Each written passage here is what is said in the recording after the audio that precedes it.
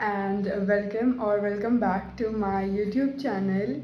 In this video, I want to share with you all how I scored 97.8% in my class 12th board exams. I gave my class 12 board exams in 2025, so my session was 2024-25. And as far as I remember, मुझे last year का नहीं पता, but our papers like हमारा session के जो board exam आए थे, especially physics और maths के, they were really difficult, like really difficult. And like I remember online YouTube हर जगह everyone was like इतना difficult paper, especially for physics. So but I still scored really good marks in my class 12 board exams. So if you are someone who's just starting class 12th, who's just entered class 12th, and they just want a like broader strategy of the entire year, they just want to know कि मैं किस तरह से I want to prepare so that I can score a decent marks in my class 12 board exams. This video is for you.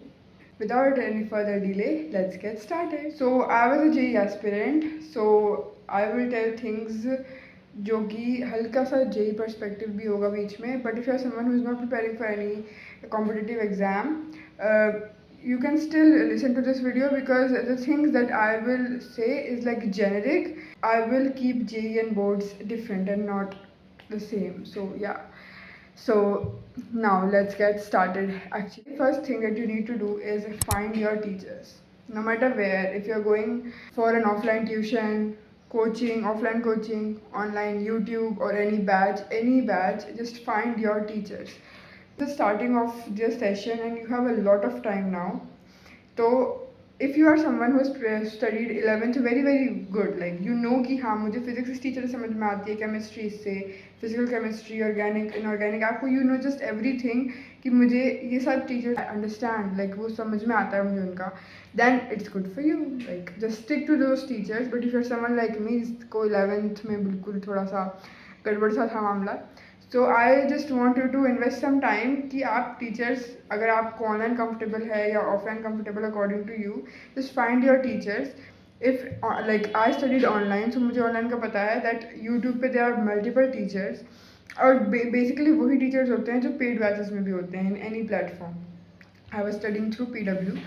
You can just use any platform, like there are so many good options available, like everyone is nice, but I just want you to एक बार आपको उनसे पढ़ा हुआ होना चाहिए. So for example like अभी is the starting of the year, right? So there is no nothing pressure from school भी. और I just want you to कि आप सभी, for example electrostatics it's a quite difficult chapter in physics, so you can just study electrostatics, this one chapter, from different multiple teachers online, and then find कि आपको किस teacher का सबसे ज़्यादा समझ में आ रहा है. And then once you find your teacher, stick with those teachers the entire year. जब तक आपके बोर्ड एग्जाम्स खत्म नहीं होते, जब तक you do not hand over your paper to your teacher, to your invigilator in your board exam, आप उस टीचर का साथ नहीं छोड़ेंगे. Like you have to stick with those teachers because it's very important. हर किसी का पढ़ाने का तरीका अलग होता है, and when you study from multiple teachers you just get so confused कि वो एक ही क्वेश्चन कोई किसी तरह सॉल्व करता है, कोई किसी तरह से, कोई किसी तरह से. So you just feel like how should I be able to solve it? So yeah, this was the very first thing. Just find your teachers and stick with them.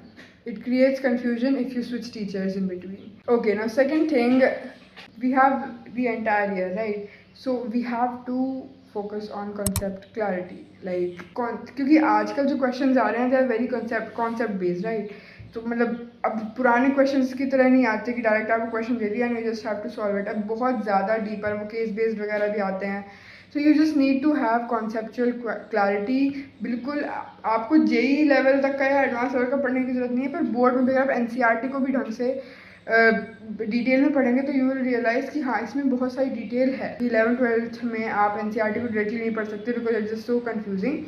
So you have to find good teacher. That's it comes to the first point again.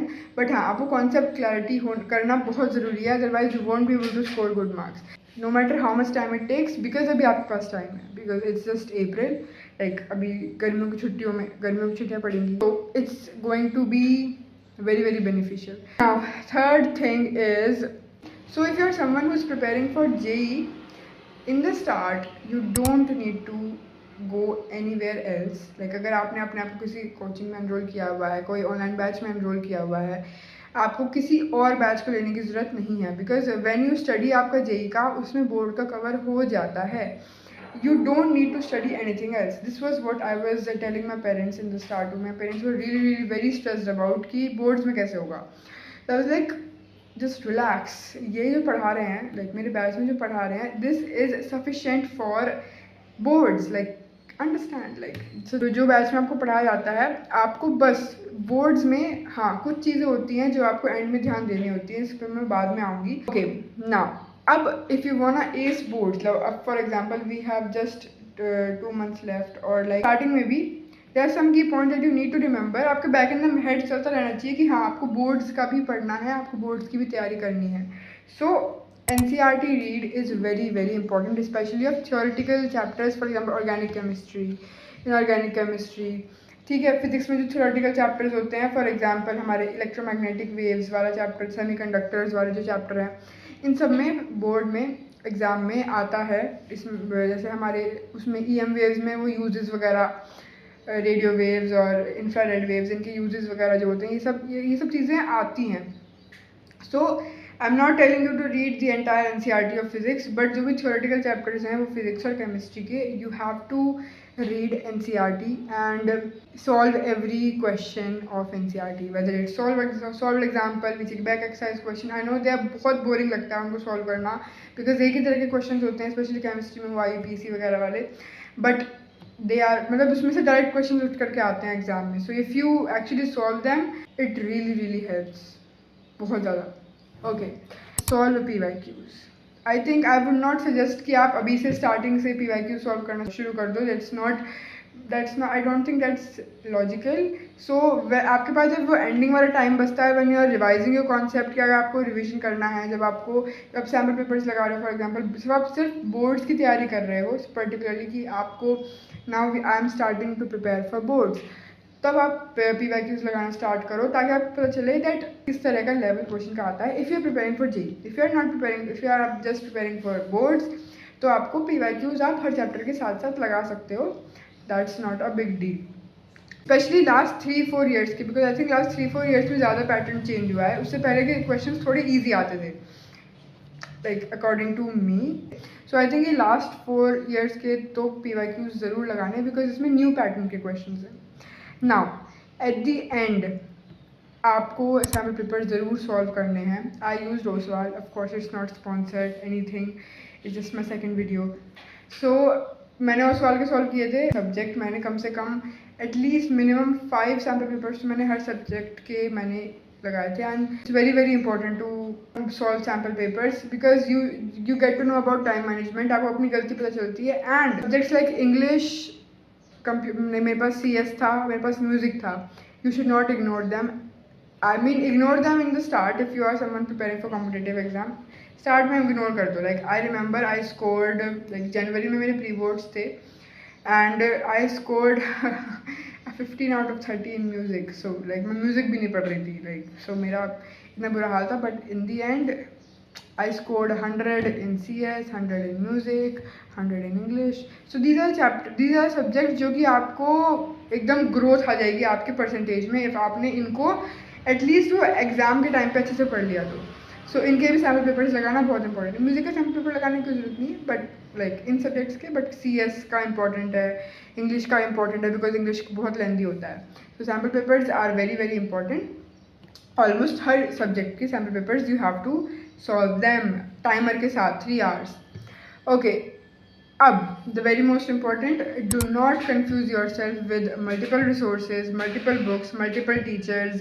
नहीं, like 10th में भी और 12th में भी I never purchase any other book for boards. Like सिर्फ और सिर्फ मैंने PYQ सॉल्व करे हैं ओसवाल के बुक से ही, और ओसवाल के बुक से ही मैंने सैम्पल पेपर सॉल्व किए हैं.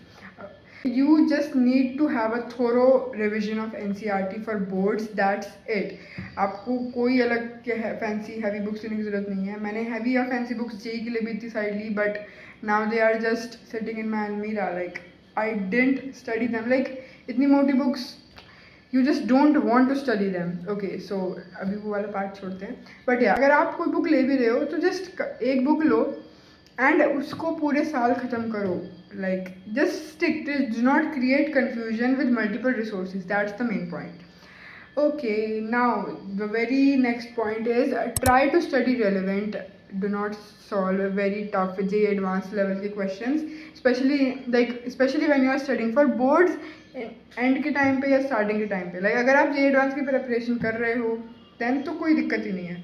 बट जब आप बोर्ड्स की प्रिपरेशन कर रहे हो तो आपको hi fi level JEE advance level के क्वेश्चन सॉल्व करने की जरूरत नहीं है. It will create confusion, it will create panic. Like when you're preparing for boards, do like solve relevant, study relevant. Do not go for hi-fi books, do not go for hi-fi questions. And yeah, that's very very important. इससे बहुत ज़्यादा demotivated feel होता है when you are not able to solve questions. But जब आपको पता है that वो question पेपर में आने ही नहीं वाला है, so then what's the point of solving this question? Okay, there are some things कि जो JEE और boards के लिए different होती है. There are some topics जो कि boards के लिए बहुत important होते हैं. For example, वो सेल वाला solutions chapter में जो last solution electrochemistry में जो लास्ट वाला पार्ट है, जो सेल वगैरह वाला जो पार्ट है, दैट वाला वो वाला पार्ट मैंने JEE के लिए नहीं पढ़ा था बहुत अच्छी तरीके से, बट वो बोर्ड्स के लिए बहुत इंपॉर्टेंट था.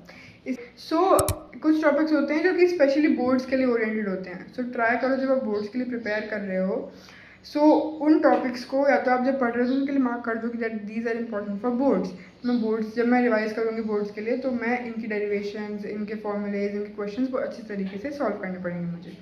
इस टॉपिक्स को पढ़ना बहुत इंपॉर्टेंट है. You can find them out online कि कौन कौन से इंपॉर्टेंट टॉपिक्स हैं, और उनको मार्क करके देन उनको आपको सेपरेटली पढ़ना पड़ेगा. आपको एंड मोमेंट पे जाके सारे चैप्टर्स पढ़ने की दोबारा ज़रूरत नहीं है. स्टार्टिंग से आपने कॉन्सेप्ट क्लैरिटी करते हुए चले. If you are studying for boards आपने बोर्ड लेवल का पढ़ा. If you are studying for JEE और नीट आपने JEE और नीट का पढ़ा. अब एंड मोमेंट पे you just need to revise main जो आपने शॉर्ट नोट्स बनाए आपने वो रिवाइज कर लिए, और जो चैप्टर्स और जो टॉपिक्स है बोर्ड्स के लिए इंपॉर्टेंट है, फॉर एग्जाम्पल मैंने वो सेल वगैरह वाला बताया, ऑप्टिकल इंस्ट्रूमेंट्स वगैरह, ये इन सब को आपने पढ़ लिया. So that is going to make a really big difference कि आपने वो टॉपिक्स पढ़ लिए जो कि एक्सक्लूसिवली बोर्ड्स के लिए थे और जिनसे बोर्ड्स में मार्क्स फेच करना काफ़ी ज़्यादा इम्पॉर्टेंट या काफ़ी ज़्यादा ईजी है. Very very very very important, learn how to write answers. I mean, writing answer is an art जो कि आपको इतने अच्छे मार्क्स दिलवाता है आप पूछो मत. तो answer writing is very very important. Like maths में अगर आप कर रहे हो, write down every formula that you are using. Simplest a+b का होल स्क्वायर भी जस्ट लिख दो वहाँ पर. यू नेवर नो, क्या पता आपके आंसर कहीं पे बीच में गलत हो जाए, but still you will have an edge कि आपके पास हाँ ये सब फॉर्मूला साइड में लिखे हुए हैं, तो क्या पता आपको मार्क्स मिल जाए. You never know.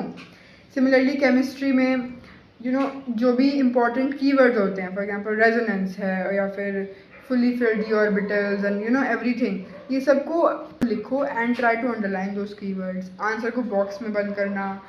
में इंग्लिश की अगर मैं बात करूँ तो थोड़ा सा राइटिंग स्टाइल, अगर like if you are someone जिसका राइटिंग स्टाइल अच्छा है, then it's very good. But if it's not, try to not do much spelling mistakes और ग्रामेटिकल मिस्टेक्स ज़्यादा ना हो. That is very important. Physics में भी you can, if you want you can draw diagrams. Like for example reflection refraction वाला chapter होता है उसमें. So these are very basic things, like writing in boards, like presentable banana, like sheet kholte you just look, oh my god, it's such a beautiful sheet, and even if the answers are wrong teacher just want to give marks.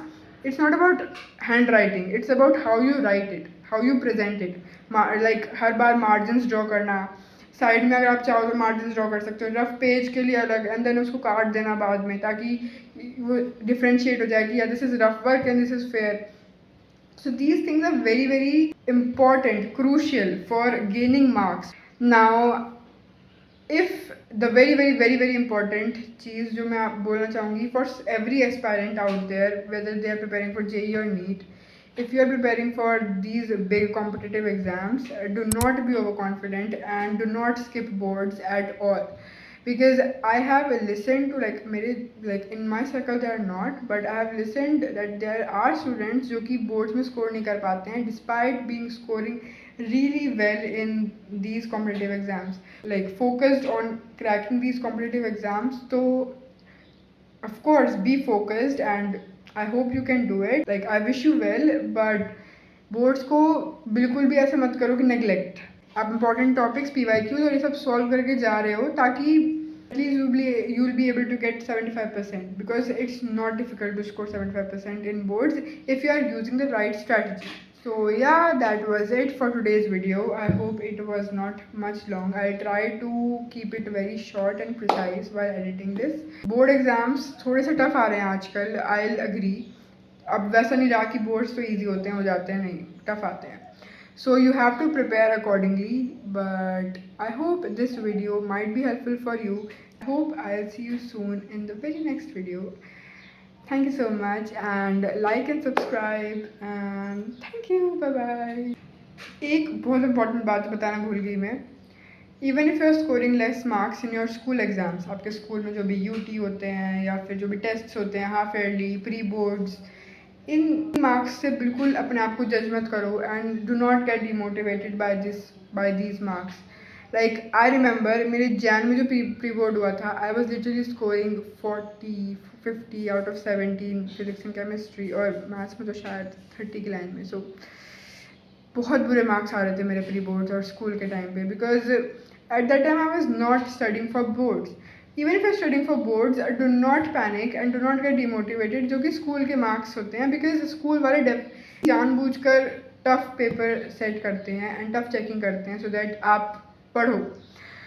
Yeah, that was very one thing that I wanted to tell. So yeah, that was it. See you soon. Bye bye.